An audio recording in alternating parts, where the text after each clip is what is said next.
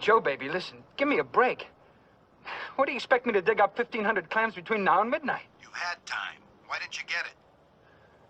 Well, I tried. I tried every place. So you didn't try hard enough. Look, Joe, give me a week. I'll make it good in a week. You've had a week.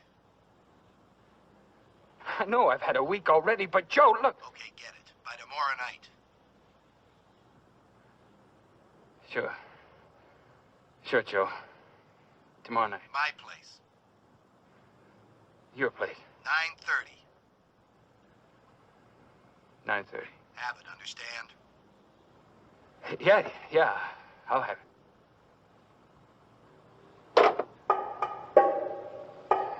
Somehow.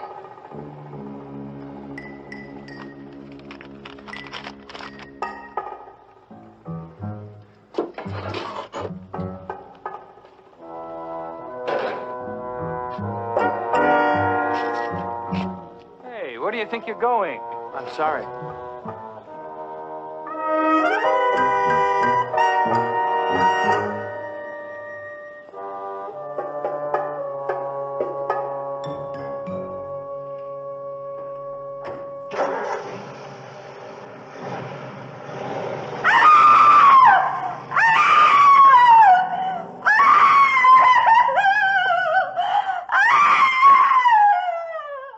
A compulsive killer of women stalks a town. This man has seen the killer. He doesn't know it yet, but as sure as my name is Boris Karloff, he will meet the killer again and will recognize him. You or I would turn him in, but this man uses the murderer for a most bizarre purpose. Knock 312. That's the name of our story. And our principal players are Mr. Joe Maross, Miss Beverly Garland, Mr. Charles Aidman, and Mr. Warren Oates. Knock 312. That friendly knock will cause a lovely woman to open a door with terrifying consequences. Let me warn you, ladies, if you hear that knock in the next hour, do not open your door. Just sit there and enjoy the tingling suspense of this thriller.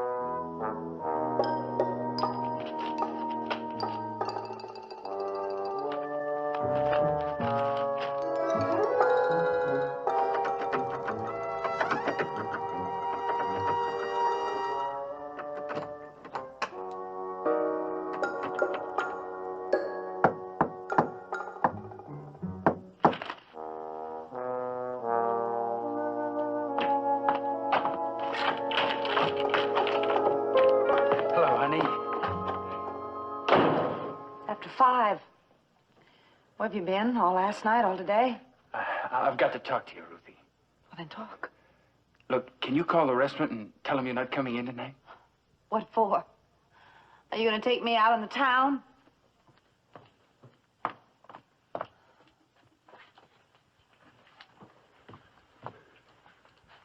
Ruthie, all last night and all the day, I've been trying to get that money. You've got to help me out, Ruthie. I told you, Ray, over and over, I can't. You mean you won't? You've got that savings account of yours, $4,000. Yes, that's right. I've got it right here. That's my money, Ray. I worked hard for it for years. Now, you're not going to get any of it, not anymore. Well, am I your husband or what? I don't know. You tell me. Night after night, one bar to another, you're never home. I'm a liquor salesman. How do you expect me to sell liquor if I don't go into bars? Is that why you owe those men $1,500 because you sell? Oh, no. You're gambling. The back room of those bars. The poker, the horse races, the dice, night after night after night.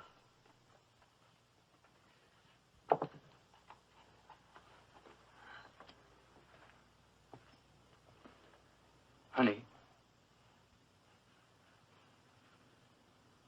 I'm scared, Ruthie. You don't know these guys, Joey Bedell and the others. If I don't pay up by tonight, 9:30, well, it might be kind of rough. Oh, Ray. You've lied to me so often. Ruthie, if you've ever believed me in my life, believe me now. You've got to. These guys are going to kill me. For $1,500. Gamblers like these. They're not kidding this time. Honey, believe me. I believed you before, and what happened? It went right down the drain. I'm sorry. I just can't believe you anymore. Ruthie. I'm not going to give you the money, Ray. I never thought I had the courage to say that. But I don't believe you anymore. Not now, not for months. There was over $6,000 in that banking account, and I've dipped into it for you over and over again. And it's always been the same. You've just been using it for your gambling. Well, there's just got to be an end to it. Somewhere there's just got to be a stopping point. Ruthie, listen.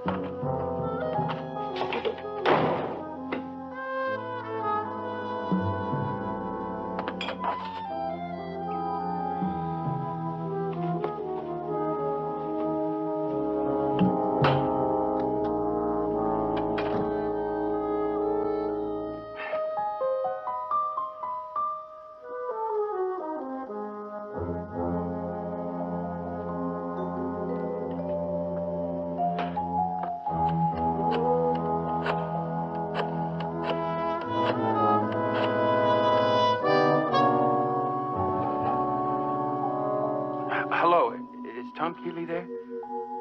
Hello? Hello, Tom, you old galoot. Long time no see. Who is this? It's Ray. Ray who? Ray Kitten, buddy boy.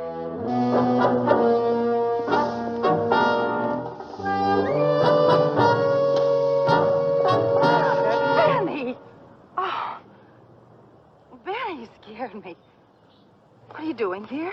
Well, I had to wait for you, Mrs. Kenton, but I didn't want anybody to see me. You had to wait for me. What for, Benny? The police. You got to take me to them. Oh, Benny, Benny. You got to take me to them, Mrs. Kenton. Is it because of the newspapers today? You got to turn me in. You got to tell them who I really am. If you tell them, they'll believe you. Come on, Benny, let's go over here and sit down. Oh, business is great. But they're a couple of days late, and I was wondering if you could see your way clear to, How much do you need? 1,500. Oh, I can't make it to the bank by 3. Yeah, but this is Friday. The banks are open till 6. Look, Ray, I can't. You understand. Yeah. Sure. I hope you don't mind. Well, no, of course not. No problem. I just thought I'd take a little pressure off the old valve, you know? You understand, of course. I hope you don't mind. No problem. Give my love to Julie. And the lousy, rotten kids. Benny, listen, every time this has happened, you try to turn yourself in, and it's never you. It's like somebody trying to punish themselves for something they didn't do. But I did. 4 women. The newspapers said the woman had dark hair under her fingernails. There's been 4 women, and each one of them has been attacked at night, right? Now, what time do you get to your newsstand at night? 6? And what time do you leave? 2? Well, you see, I know that, the police know it, Mr. Kenton knows it, and 100 other men who buy their newspapers from you. Every time one of these killings have happened, Benny, you've been at your newsstand. Have you talked to Dr. Masterson lately? Why not? You won't believe that I'm the one that did it. I don't think he likes me. You like me, Benny? Oh, yeah. I wouldn't let nothing happen to you, Mrs. Kenton. Well, then believe me, you couldn't hurt anybody. You just don't have it in you. Benny, I've got to go. I'm going to be late for work. Goodbye, Ben. Hiya, Ruthie. A little early. Come in. Oh, Ruth. How come you're so early? It's nowhere near 6 o'clock. I wanted to talk to you for a minute. Sure, sure. Come on, sit down.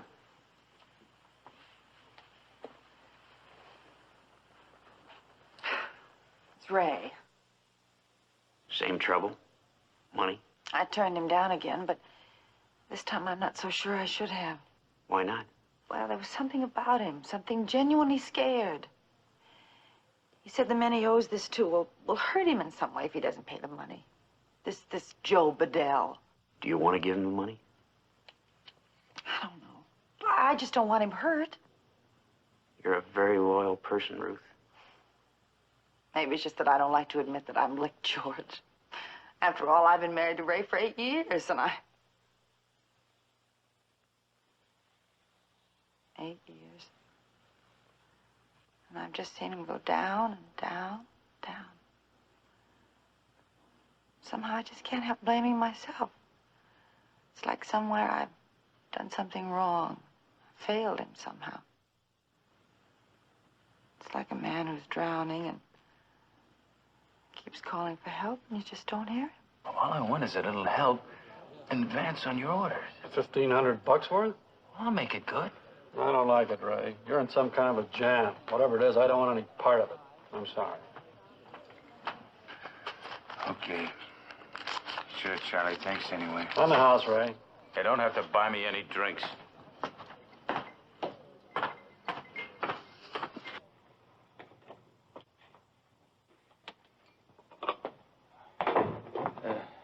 Excuse me, miss.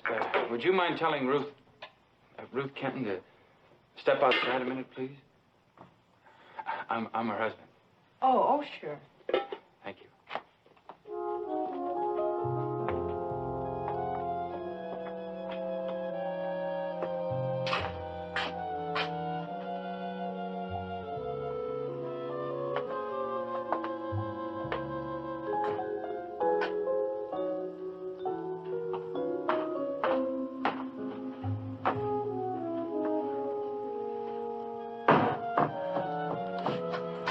Hello, Ray. Ruthie, I'm sorry about this afternoon. So am I, Ray. Is that why you came? Yeah.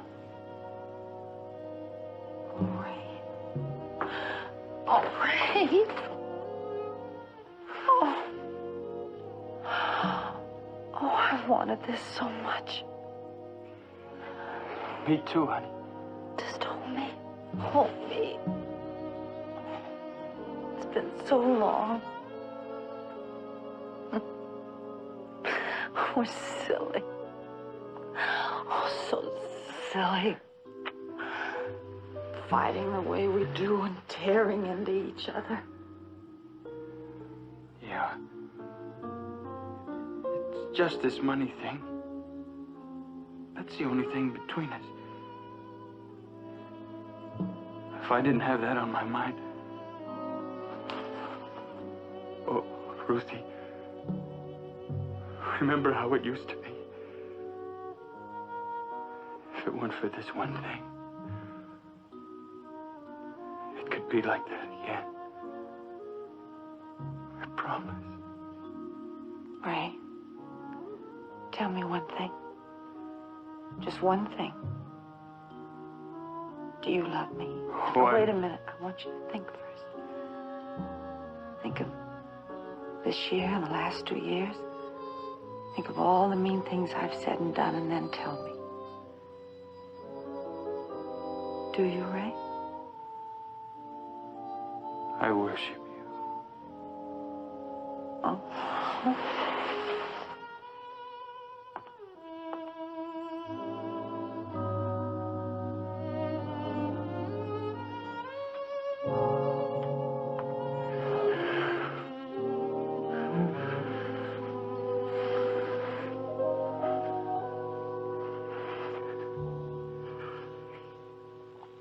Ruthie,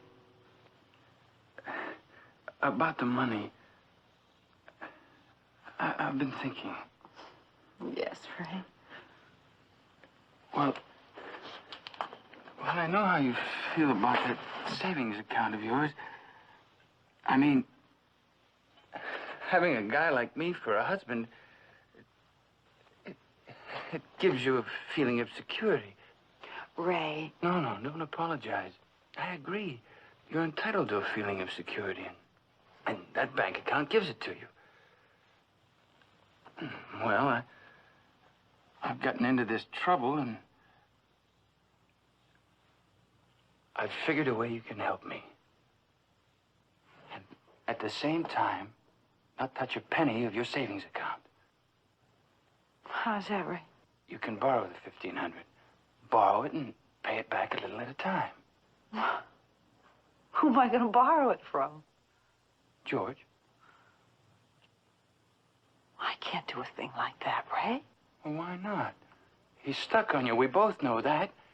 You ask him and he'll give it. He'd give you anything you'd ask for. No. Now, I need it, Ruth. Those men will kill me. Look, I'm not going to give it to you now or ever from him. You've got to help me, Ruth. Look, you didn't come here to tell me you were sorry. You were just pretending, using me the way you always do. Now, let me go. You're going to help me, do you understand? Stop it. You're going to ask George.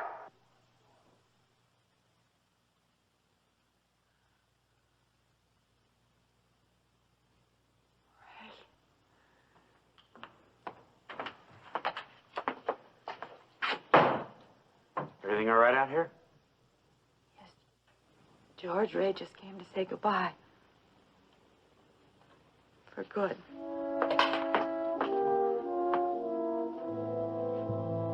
I'm sorry, Ray.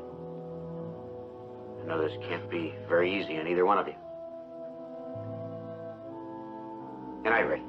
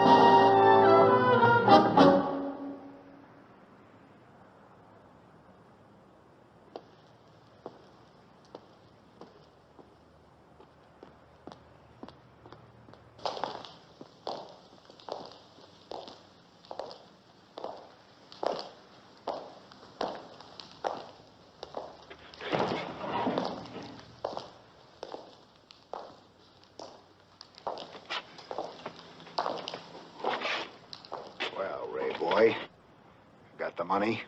No. I tried. Look, first thing in the morning. Well, I'll tell you what we're gonna do, Ray boy. We're gonna give you till tomorrow night, okay? Thank you. But we're gonna have to have something in return. You owe us $3,000 now, Ray boy. Okay? Okay.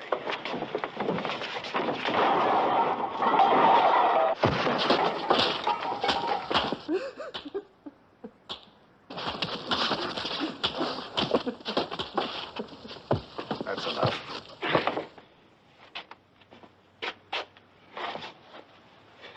Now, that's just to make sure you have the money tomorrow night. You don't have the money tomorrow night, you're dead.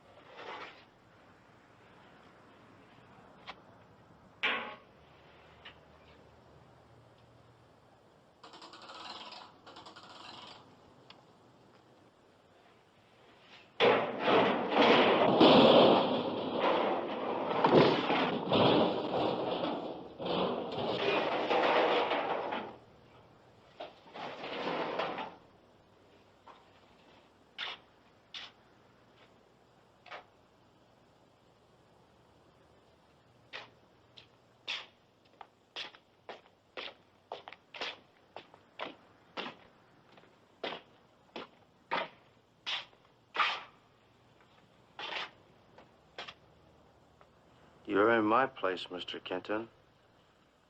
I found you in an alley. Down there.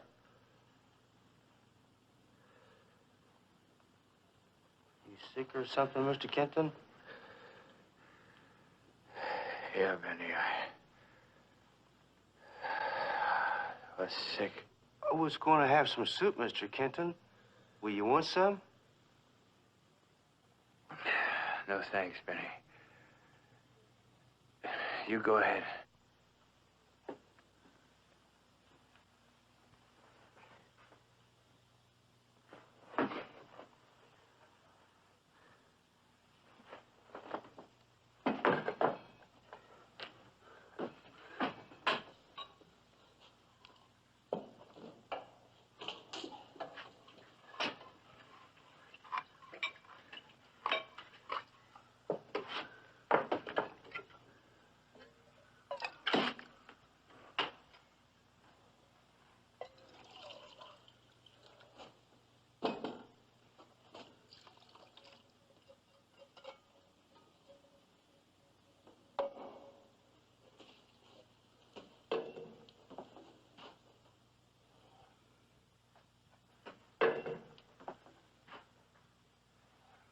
Benny,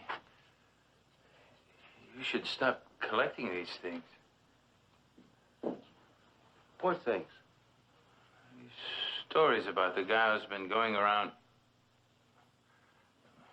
harming women, killing them. I have to, Mr. Kenton. Why?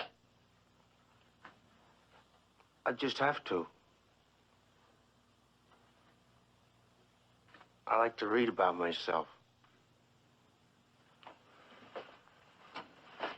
But, Benny, you are not that man. Oh, sure I am. The only trouble is, I don't remember it when I'm doing it. It's only afterwards, when I read in the papers, that I know I've done it again.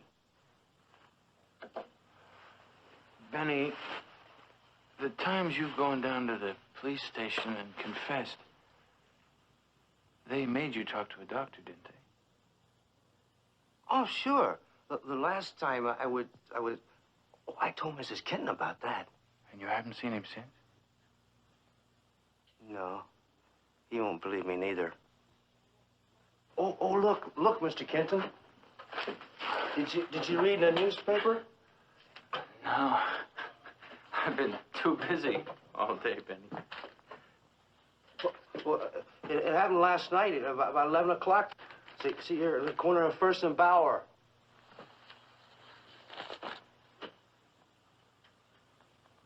Boyer and First. Boyer. I was right there about 11. In a phone booth. That guy that bumped into me. Long hair. The woman had long hair under her fingernails.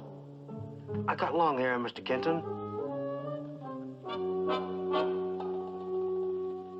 So do a lot of people, Benny. Your soup's hot. Oh. I guess I'd better be going, Benny. Thanks for the help. You sure you want to stay for some soup, Mr. Kenton? It's got pieces of chicken in it. No, thanks, Benny. Benny, if I were you, I think I'd go see that police doctor again. Good night, Benny. So long. Doctors.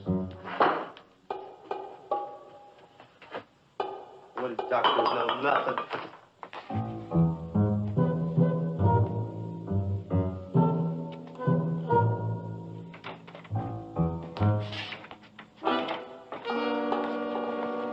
Hiya, Frankie. Long time no see. Sorry. Frank's not here anymore. Oh. Oh, where's he working now? Frank came in for a little dough. His old man passed on. Well, look, he and I used to be real good buddies. You know where I can reach him tonight? Call information in Honolulu. Frank's moved to Honolulu.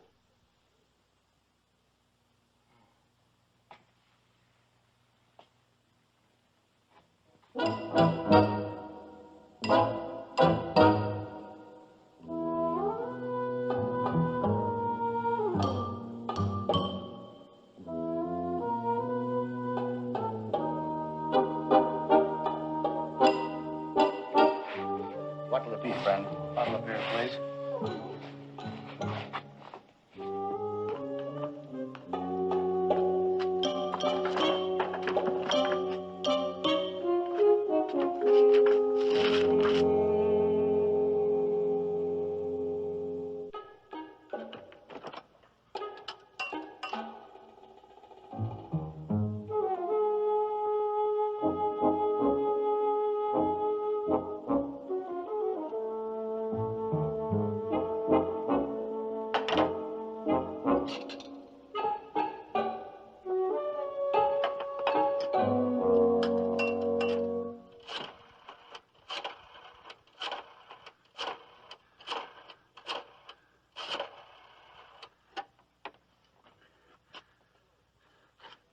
Hello, is Joe Bedell there? Who's this?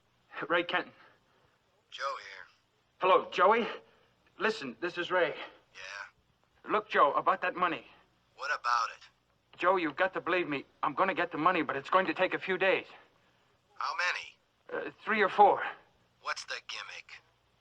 You've got to call off your boys. Is this another stall? Joe, believe me, I can guarantee it. It's a sure thing. From where? My wife's savings account. I heard that before. I'm going to get it, I tell you. All of it. Okay, 3 days. Thanks, Jody. You're a real pal.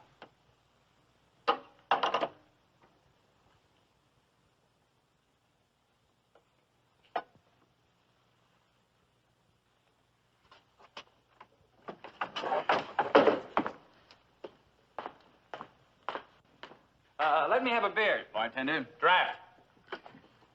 Hiya. The name's Ray Kenton. I'm glad to meet you, sir. I can't stand drinking alone. Can't stand being alone, for that matter. I guess that's why I became a salesman, seeing people all the time.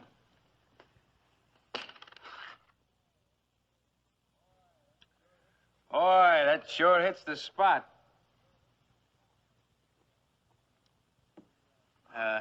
You do much traveling? I do. That's one of the nice things about my kind of work. You move around, you see the country. Like tonight, for instance, I'm meeting my boss in 45 minutes. Are you married?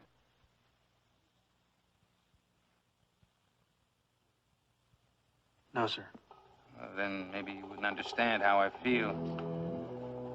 I've got the greatest little wife. Sometimes I think I ought to have my head examined, leaving a doll like that alone. See what I mean? She's 10 times prettier than that photograph. She's beautiful. Yes, sir. Sweetest little wife in town. And I've got to leave her all alone.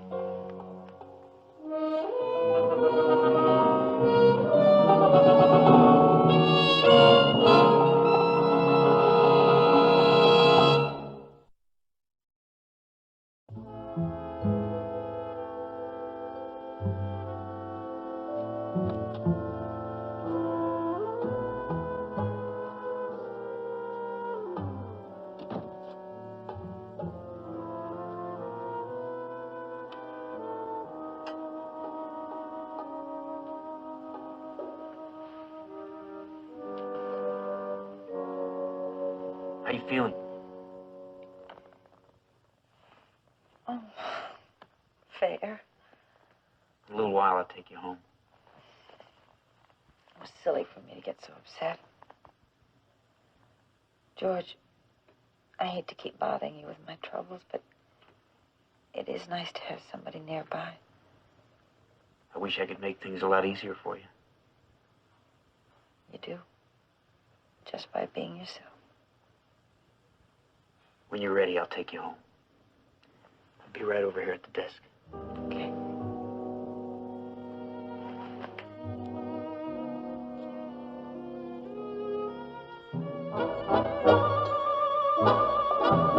Boy, it's things like that make a guy worry. I still don't feel easy leaving her, even though I've got this bolt that thick inside the front door. Oh, thanks. Well, bumps. You know, it's kind of clever, this signal we have. You see, when I come home unexpected, there's this signal we have, so Ruthie will know it's me and opens up.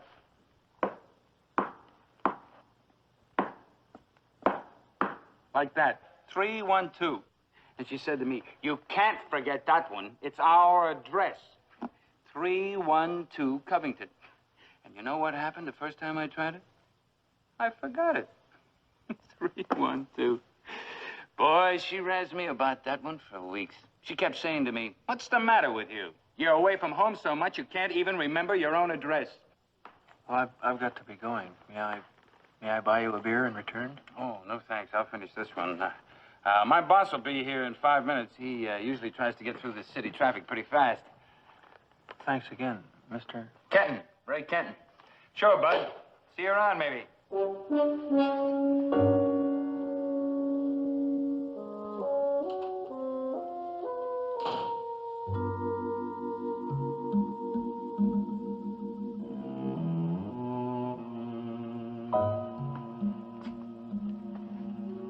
What's the matter, Bud? Anything wrong? Give me a double whiskey. Neat. On top of all that beer? Kind of puts a cap on the evening. Okay, but the evening's almost gone. And we close in a half hour. Oh? Yeah, we always close at midnight. But I thought you stayed open till 2, like all the other bars. In this neck of the woods?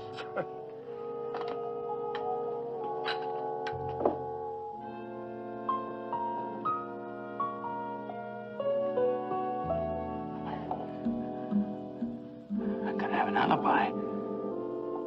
I gotta be somewhere with all these people.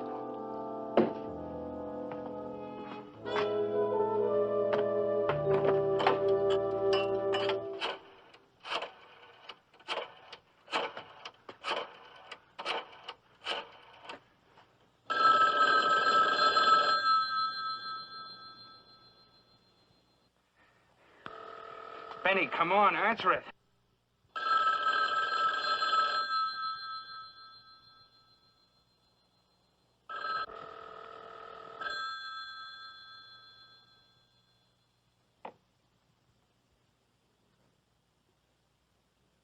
Hello? Benny, listen, this is Mr. Kenton. Look, I've been thinking it over about your being that guy. What guy? The one who's been doing the killings. Now, I think you better go down to the police station and confess again. Can you get down there in 15 minutes? Yeah, sure, Mr. Kenton. But they don't believe me. Now, look, copy down this number. GU31... No. G. No, G. GU31127. Oh, GU31127. That's right. Now, when you get down there, tell them to call me here right away, and I'll come down. I'll make them believe you're the one. Now, read that number back to me. Okay. GU31127. That's right. Now, are you sure you can make it down there in 15 minutes? Be sure you do. And tell them to call me here right away, before this place closes up. You understand? Yeah, Mr. Kenton. Okay.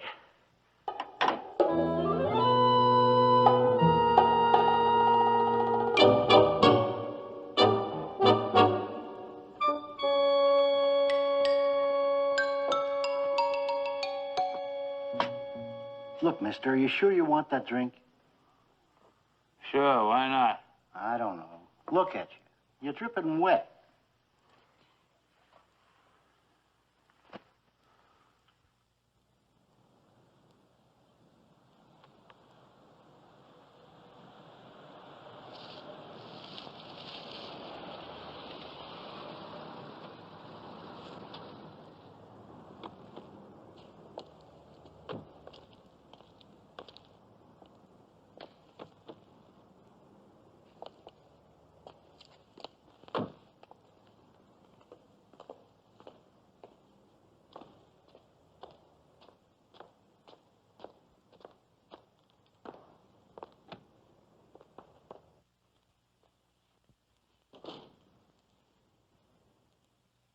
Ruth, Yes? I'm worried about you. You sure you're going to be all right? Sure. I wish. What do you wish, George? I wish you were a lot happier. Good night. Good night, George.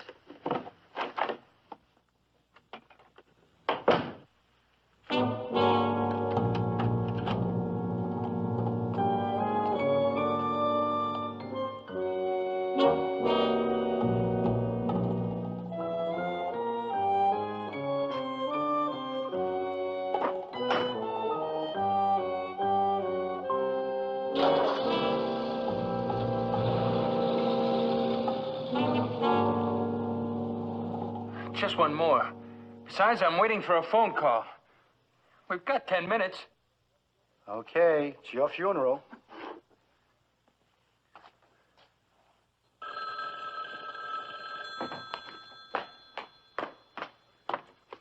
Hello? Ray Kenton, please.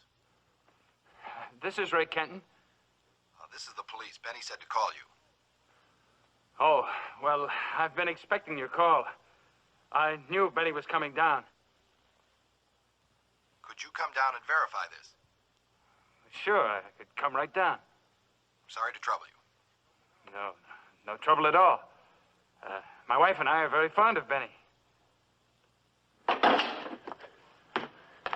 That was my call. I gotta go. Don't you want this? No, thanks. Keep the change. Brother, of all the kooks.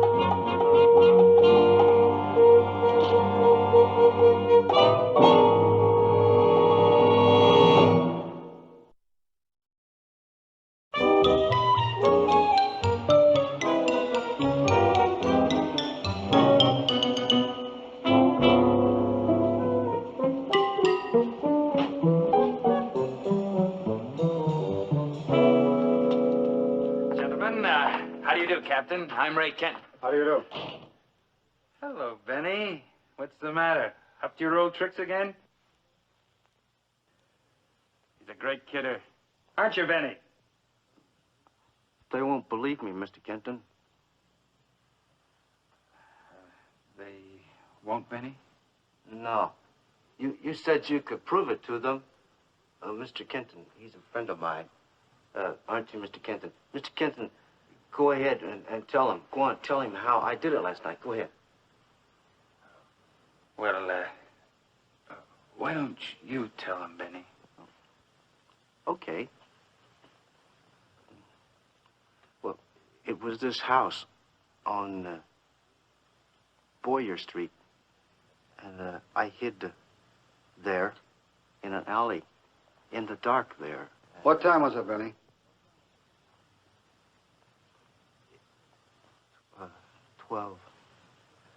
12:35. That's what time it was. It's 12:35. That's what time it was.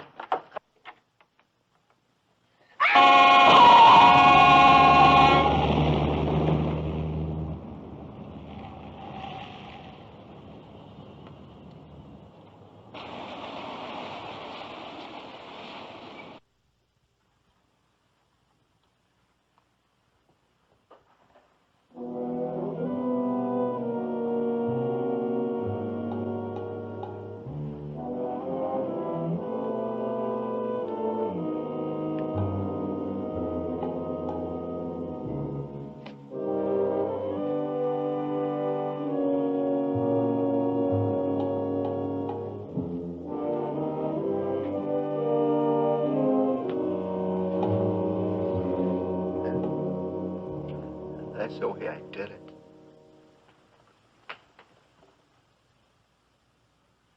Now you got to punish me.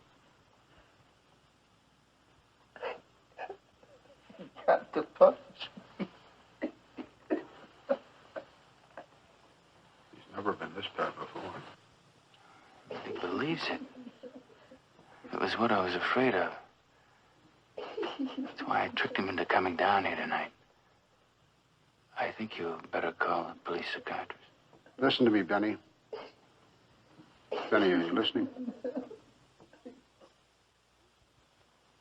Now, you've got to believe me.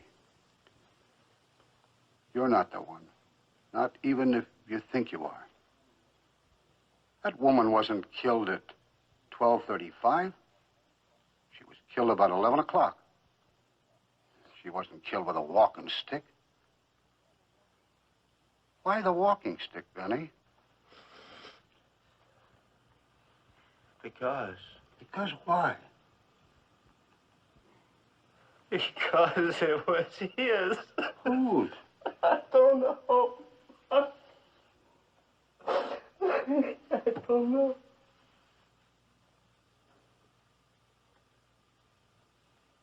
And I took it. And I hit her. And hit her. And I hit her. And I killed her.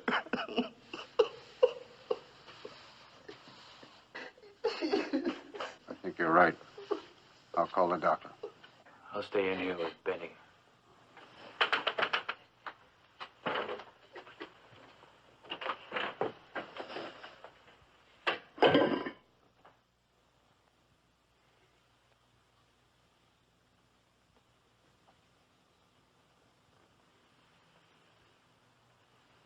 You promise me, Mr. Kenton, you was my friend. You said you was going to help me. Listen, this is the best thing for you. You lied to me. For your own good. Now calm down. I did it. I did it. I did it. I killed her. Shut up! That woman was strangled to death with a silk stocking.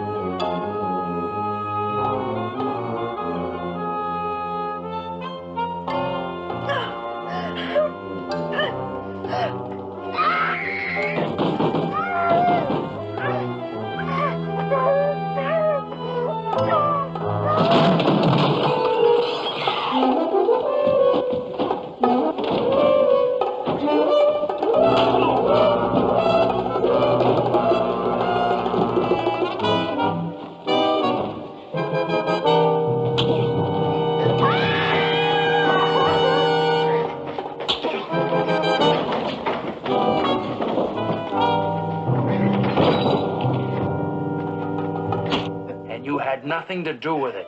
Now will you shut up?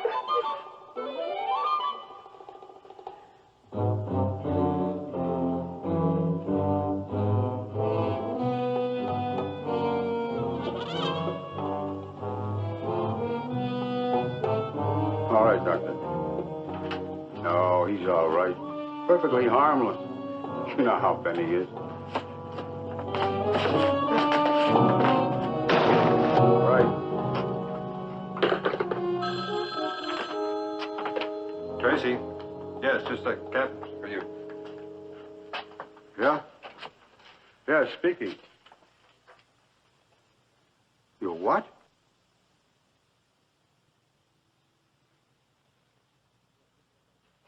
just a second. Lee, check with Lieutenant Klein. Take a squad car over to 312 Covington, apartment 1. George Meekus, you know the fellow runs the restaurant?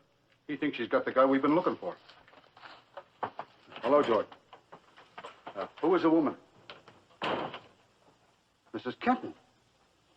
Well, we've got Kenton here now. Now, just Benny again. Is she all right? Yeah. Sure. I'll tell him. Thanks, George. Well, if that don't beat all.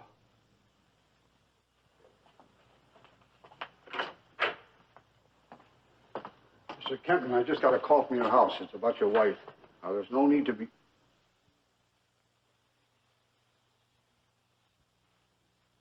Mr. Kenton.